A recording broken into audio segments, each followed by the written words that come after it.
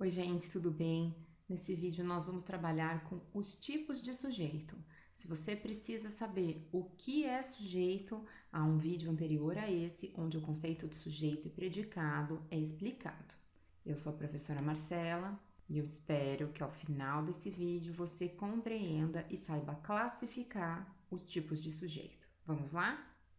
No vídeo anterior, a gente aprendeu que a primeira necessidade para classificação sintática é a localização do verbo da oração. Então, vou localizar o verbo da primeira frase do primeiro período simples aqui, presença de uma única oração, quebraram. Vou fazer o mesmo no segundo enunciado, também quebraram. No terceiro, quebrei. Trata-se, então, de uma conjugação diferente para o mesmo verbo. Localizei, agora eu vou fazer as classificações. No vídeo anterior, a gente aprendeu que eu pergunto para achar o sujeito quem ao verbo. Se eu pergunto quem quebraram o brinquedo, a resposta que me será dada é que foram as crianças. Veja que eu tenho aqui o plural também marcado no verbo. Portanto, crianças são o sujeito dessa ação verbal. Quando você olha para o sujeito, você vai perceber que tem dentro dele um termo que é fundamental. Na sintaxe, esses termos que são fundamentais são chamados de núcleo. Aqui, você percebe que se trata do substantivo crianças, o nosso núcleo. Vou escrever então aqui que se trata do núcleo, para você criar esse hábito também nas suas classificações sintáticas. Se nesse sujeito eu tenho a presença de um único núcleo, se trata de um sujeito simples. Perguntei quem, a resposta me deu que quem tinha feito a ação eram as crianças. Crianças, núcleo, um núcleo só, sujeito simples. Vou fazer a mesma pergunta para o verbo da oração de baixo, para o verbo do período simples de baixo. Quem quebraram o brinquedo? Pergunto aqui então a esse verbo e a gente vai perceber que a resposta vai ser que quem quebrou foram o menino e a menina.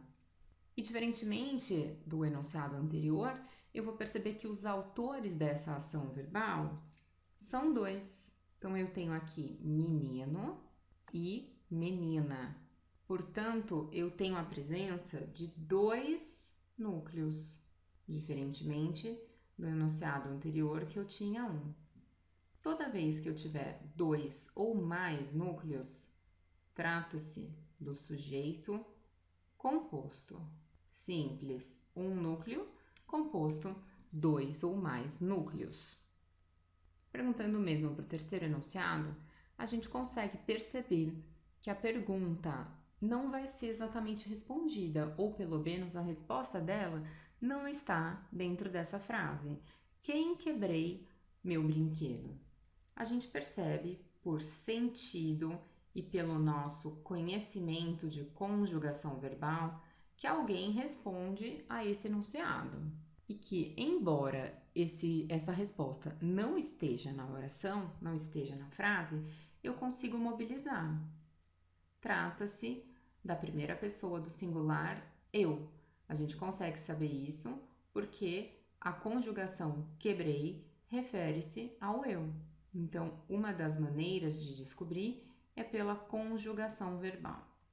Esse sujeito, então, que não está na frase, mas pode ser percebido, é o sujeito oculto, porque, como você percebeu, ele está escondido. Também é chamado de elíptico ou ainda de desinencial, já que a desinência verbal pode fazer com que eu o encontre.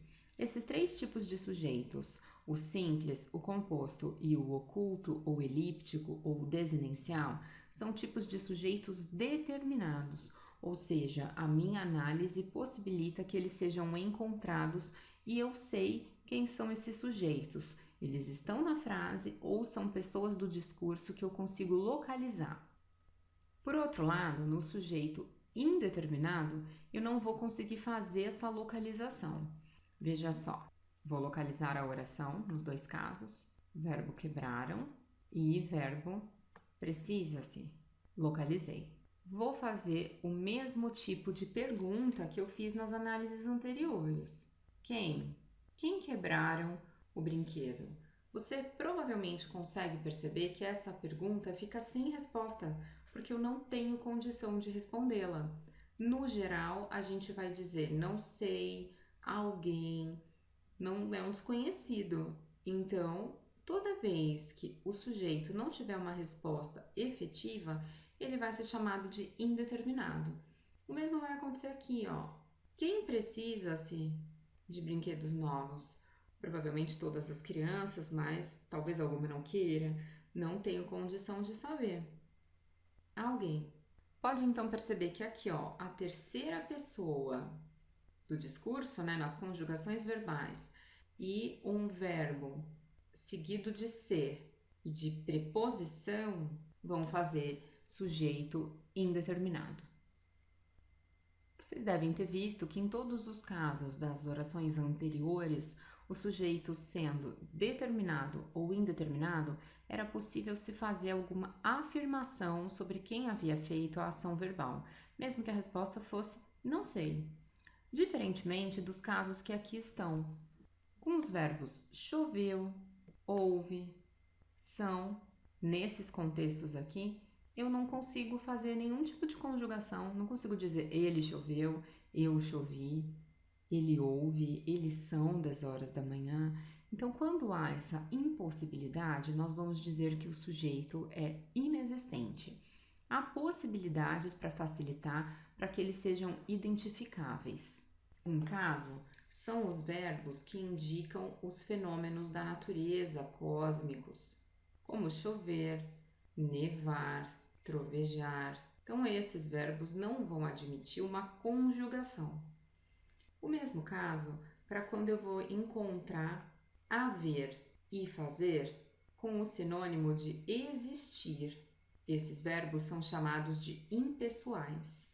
Da mesma forma, o ser, o fazer, quando indicam tempo transcorrido.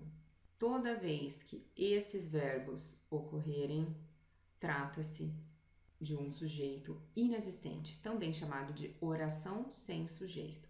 Pode perceber que o haver, por exemplo, com sentido de existir ou fazer, eles não vão admitir plural. Se fosse aqui confusões, o verbo se manteria houve muitas confusões na festa, porque o que determina o plural ou o singular de um verbo é o sujeito.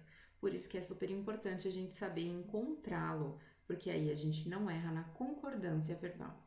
Espero que você tenha compreendido todos esses conceitos e eu aguardo você no próximo para a gente trabalhar com transitividade verbal. Até lá!